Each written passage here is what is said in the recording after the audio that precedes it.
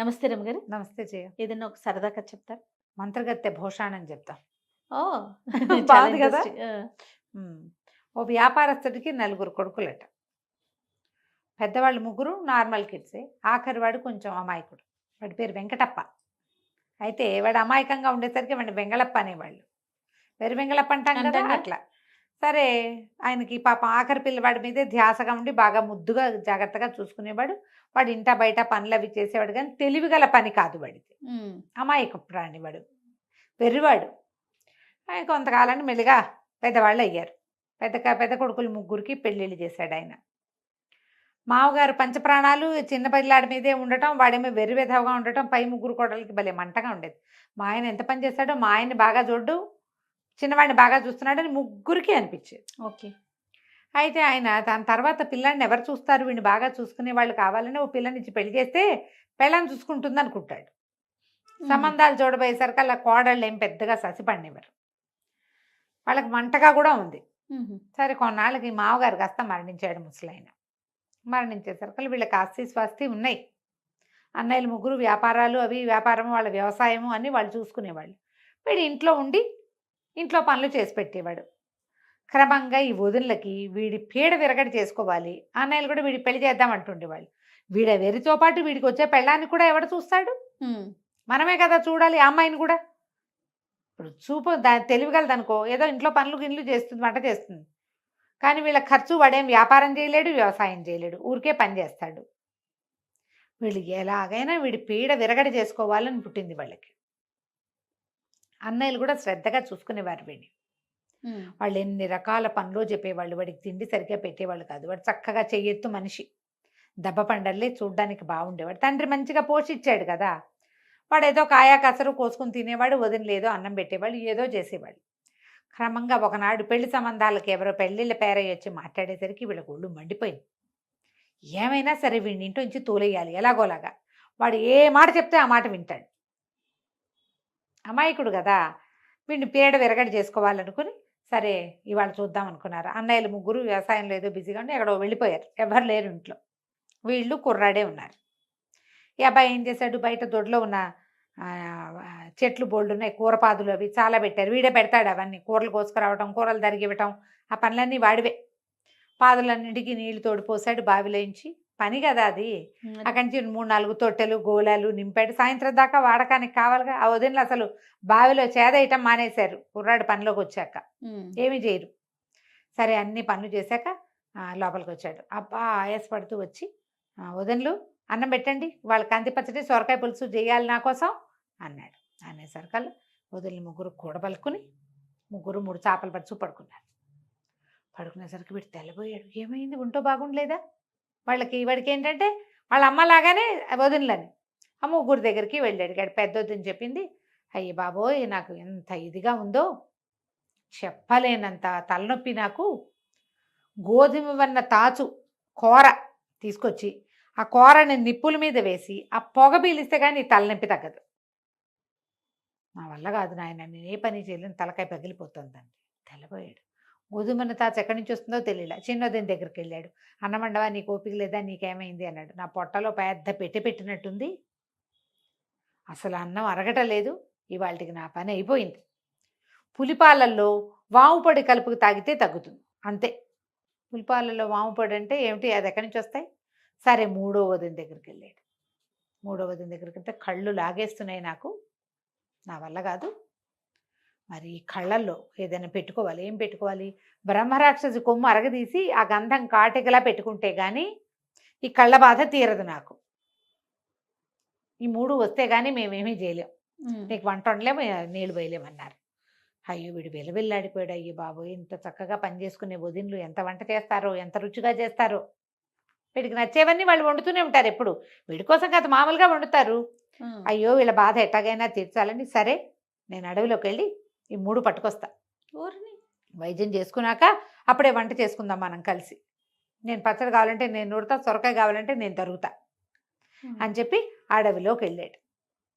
వెళ్ళి సరే దొరికిన పుట్టల వల్ల చేయి పెట్టి చూస్తున్నాడు, గోధుమ వన్న తాచుందా లేదా అని. అక్కడి నుంచి గోధుమ వన్న తాచులు దొరకల. అక్కడి నుంచి పులి కావాలి వాడికి, పులిపాలు కావాలి కదా. ఈయన పూలు ఎక్కడుందా అని వెతకడం మొదలెట్టాడు. వీళ్ళు అనుకున్నారు ఇంకేముంది, ఏ తాచుపాము కాటేస్తుంది ఆ! ఒకటి. ఒకవేళ తాచుపాము కాటేయలేదనుకో, ఏ పులి ఏ పులి ఈయన పులి పాలు కావాలంటే ఎక్కడి నుంచి వస్తాయి, పులి ఈయన ఉండాలి.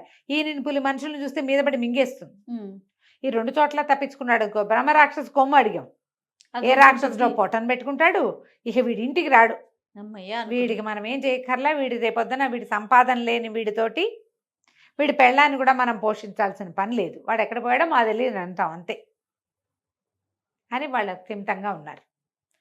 వీడు వాడవంతా వెతికాడు. బ్రహ్మరాక్షసి ఎక్కడున్నావు అని అడుగుతూ, ఆహా! అమాయకుడు కదా, ఈ పులి కోసం చూశాడు. పులి లేదు, మేకలు కాదు, లేళ్ళు, కుందేళ్ళు, ఒకటో ఆరో నక్కలు కనపడ్డాయి.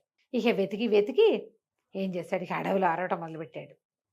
ఓ బ్రహ్మరాక్షసి ఎక్కడున్నావో కనబడు, ఓ పెద్ద పులి ఎక్కడున్నావో కనిపించు, మా వదిలికి ఒంట్లో బాగుండలేదు అని కేకలు పెడుతుంటే అక్కడ ఏమైంది, ఆ అడవిలో ఒక పెద్ద దిబ్బ లాంటిది ఒకటి ఉంది, ఒక చిన్న కొండ అనుకో. ఆ దిబ్బ మీద ఒక మంత్రాల మరిడెమ్మ ఒక ఆవిడ తన కూతురుతో పాటు అక్కడ ఉంటుంది. పైన ఒక పెద్ద పాక వేసుకుని బోల్డ్ అన్ని మాయమంత్రపు సామాన్లు ఉన్నాయి ఆ ఇంటి నిండా. ఆ పాకలో పడుకుంది. ఆవిడ ఊర్లో నుంచి బిజీగా ఉంటుంది అనమాట. ఆవిడకు స్వర్ణమంజరి అని ఒక కూతురు ఉంది. హుహు. మంత్రాలు మారేడమ్మకి. ఎవరో అరుస్తున్నారు ఈ రాత్రి వేళ, ఇంత భయం లేకుండా ఎవడ్రా అరుస్తున్నాడని ఈవిడ బయటకు వచ్చింది. బయటకు వస్తే చక్కగా పచ్చగా ఇంత ఎత్తునున్నాడు. వీడు కేకలు పెడుతున్నాడు.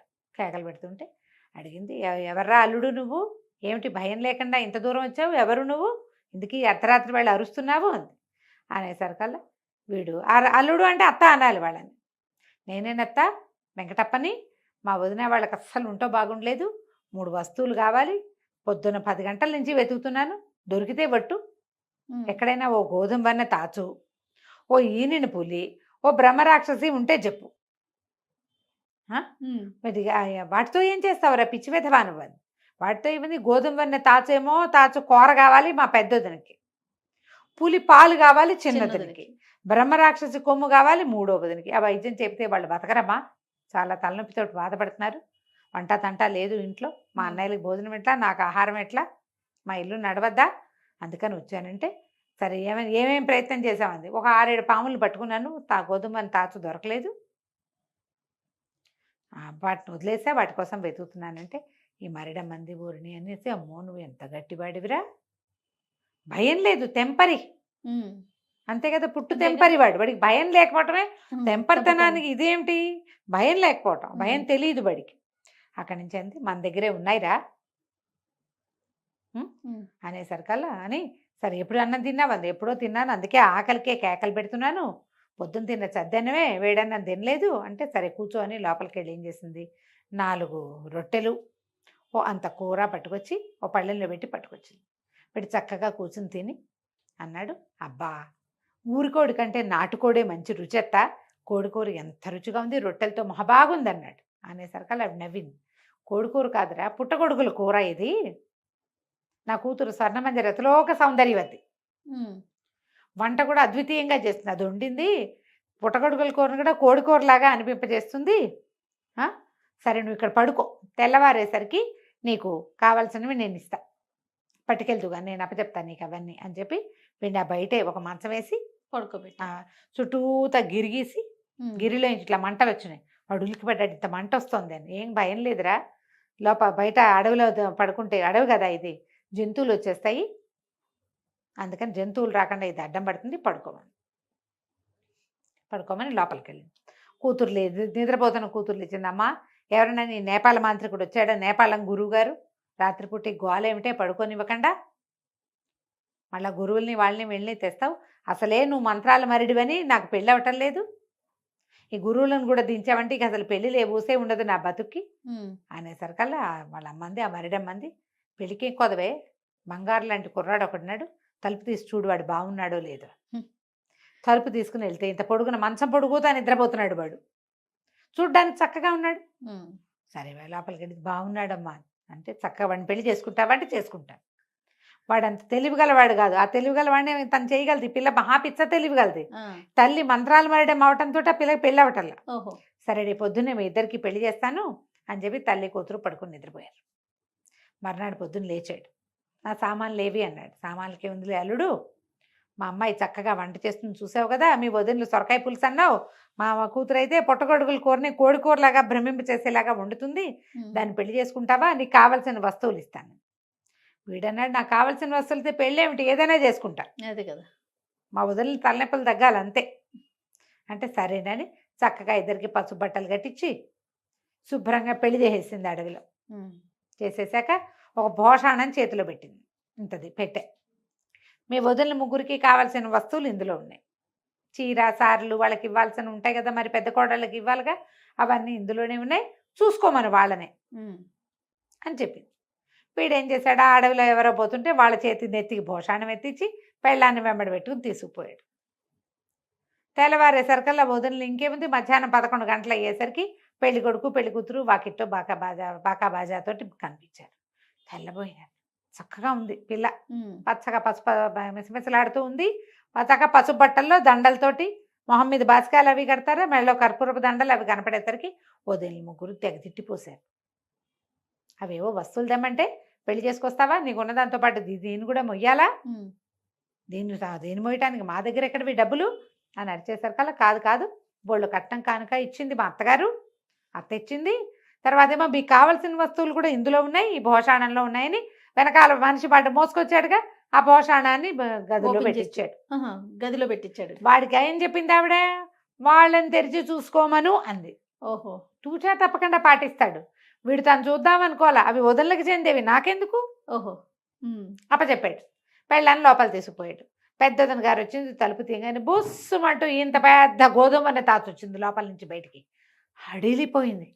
అమ్మ బాబోయ్ ఇంకేమైనా ఉందా అని తలుపేసి, ఉండండిరా హారతిస్తాను, అప్పుడే ఇంట్లోకి వచ్చేసారు అని గుమ్మంలో నిలబెట్టి హారతి ఇవ్వటం మొదలెట్టి.